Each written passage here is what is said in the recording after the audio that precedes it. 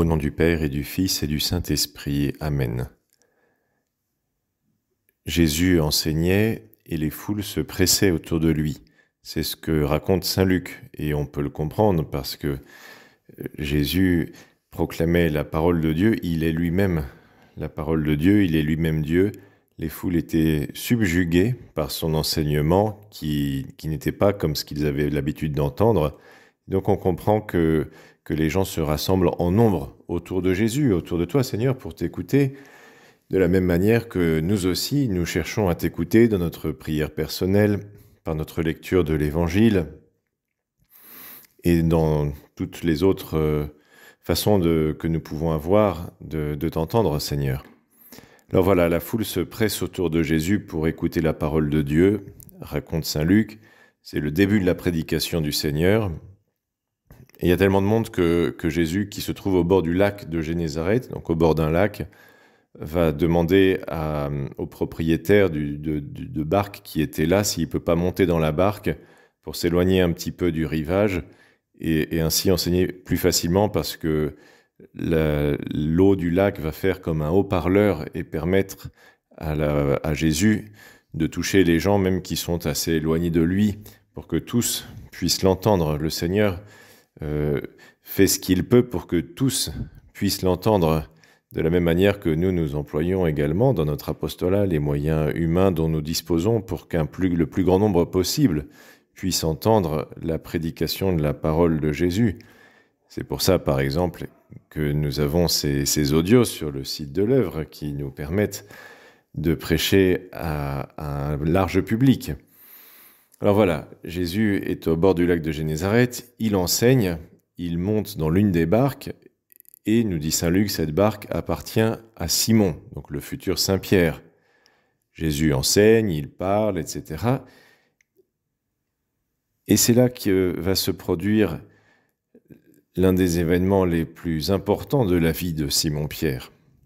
Quand il eut fini de parler, il dit à Simon, Jésus dit à Simon, « Avance au large et jetez vos filets pour la pêche. »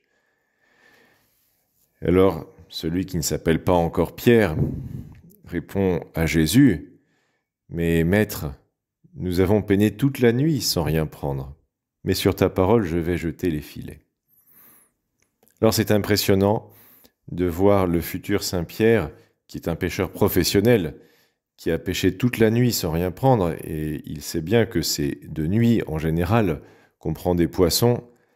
C'est impressionnant de voir saint Pierre qui va jeter quand même les filets, qui obéit à ce que Jésus lui dit. Sans doute a-t-il été marqué par la prédication de Jésus qu'il vient d'entendre, et il se dit, cet homme-là, je vais le suivre jusqu'au bout. Voilà un acte d'obéissance et de confiance de Simon en Jésus. Et cette confiance n'est pas stérile. Cette confiance produit une grande quantité de fruits, ou plutôt de poissons, si l'on peut dire. L'ayant fait, raconte saint Luc, ils capturèrent une telle quantité de poissons que leurs filets allaient se déchirer. Donc, rends-toi compte, les filets de ces pêcheurs professionnels n'étaient pas dimensionnés pour la quantité de poissons qu'ils ont prise. Ça veut dire qu'ils ne prenaient jamais une telle quantité de poissons. Ils ne s'attendaient pas à prendre une telle quantité de poissons, surtout de jour, après avoir passé toute une nuit sans rien prendre. À tel point donc qu'ils sont obligés d'appeler leurs compagnons de l'autre barque pour qu'ils viennent les aider. Ils remplissent les deux barques à tel point qu'elles s'enfonçaient. Voilà, les deux barques sont tellement remplies de poissons qu'elles s'enfoncent dans l'eau. Et donc là, Simon-Pierre tombe aux genoux de Jésus. Il a compris que ce qui s'est passé, c'est un miracle. Il a compris que Jésus n'est pas un simple prédicateur, c'est autre chose. Et il l'appelle Seigneur. « Éloigne-toi de moi, Seigneur, car je suis un homme pécheur. » Le futur saint Pierre a compris qu'il était en présence de Dieu, qu'il était comme Moïse sur le point de monter sur le mont Sinaï, qui est le lieu de la présence de Dieu, là où Dieu va donner les tables de la loi à Moïse. Moïse doit se déchausser pour fouler cette terre sacrée, et Saint Pierre, qui est un homme pécheur, comme il le dit lui-même, se rend compte qu'il n'est pas digne, d'une certaine manière, de s'approcher de Dieu. Un grand effroi l'avait saisi, lui et tous ceux qui étaient avec lui, devant la quantité de poissons qu'ils avaient pêchés. Et de même, Jacques et Jean, fils de Zébédée, les associés de Simon. C'est curieux parce qu'ils devraient être contents d'avoir pêché une si grande quantité de poissons, ça va leur permettre d'avoir une marchandise importante à vendre. Mais ils ont compris qu'il s'agissait de quelque chose de surnaturel. Ils ont compris que Dieu était présent dans ce qui venait de se passer et ils sentent leur indignité.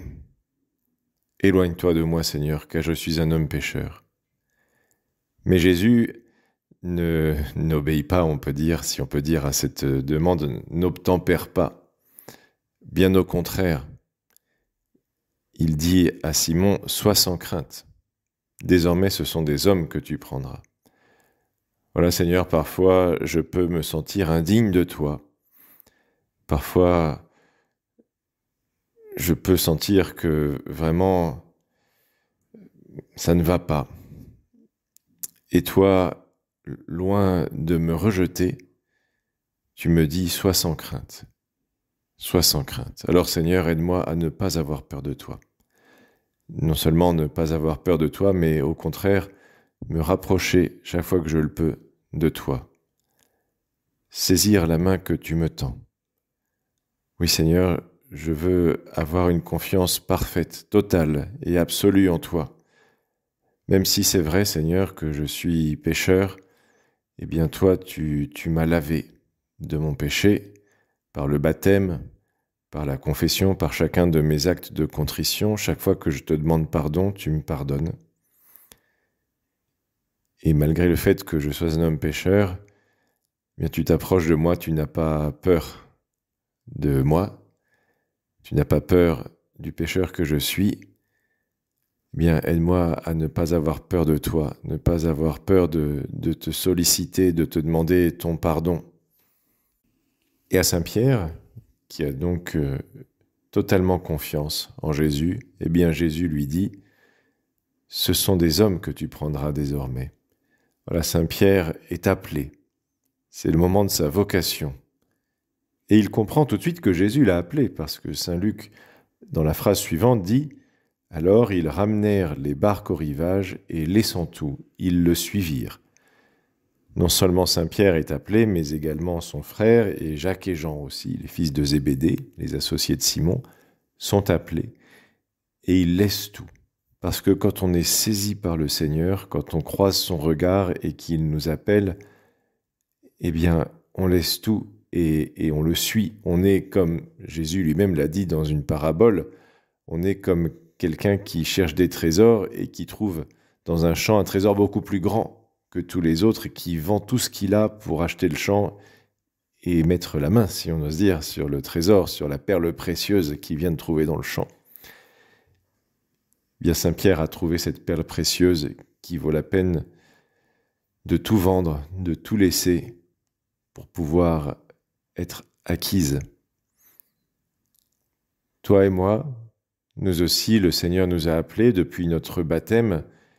Il nous a demandé de le suivre, chacun d'entre nous dans des circonstances particulières, personnelles. Mais chacun d'entre nous, nous sommes appelés à suivre Jésus, à laisser tout ce que nous avons, si ça nous empêche de le suivre. Nos biens matériels, nos biens temporels sont là pour nous aider à suivre Jésus, mais s'ils sont un obstacle, eh bien, il faut les laisser. Tout ce qui compte pour nous sur la terre est important quand ça nous permet de suivre le Christ, mais si c'est un obstacle, eh bien, il faut ôter l'obstacle. On voit en tout cas Simon qui est prêt à tout pour suivre Jésus, pour te suivre toi Seigneur. Bien moi aussi Seigneur, tu m'appelles avec une vocation personnelle et tu m'appelles également au quotidien. Au quotidien, il y a tellement de choses qui m'approchent de toi et d'autres qui m'éloignent de toi. Eh bien, je te dirai Seigneur, avec Saint José Maria, éloigne de moi ce qui m'éloigne de toi, Seigneur, comme Saint Pierre. Saint Pierre n'a pas voulu garder ce qui n'était pas compatible avec le fait de suivre Jésus. Eh bien, Seigneur, éloigne de moi ce qui m'éloigne de toi. Ne permets pas que je m'attache à des choses qui passent, à des choses qui sont peut-être bonnes en elles-mêmes ou bonnes pour d'autres, mais pas pour moi ou pas pour moi à ce moment-là. Et que toujours je te suive, même si c'est vrai, parfois cela demande des efforts. Je sais, Seigneur, que sur ce chemin, il y a la Vierge Marie qui m'aide avec son regard, avec sa prière, par son intercession, qui m'aide toujours à te suivre. Au nom du Père et du Fils et du Saint-Esprit. Amen.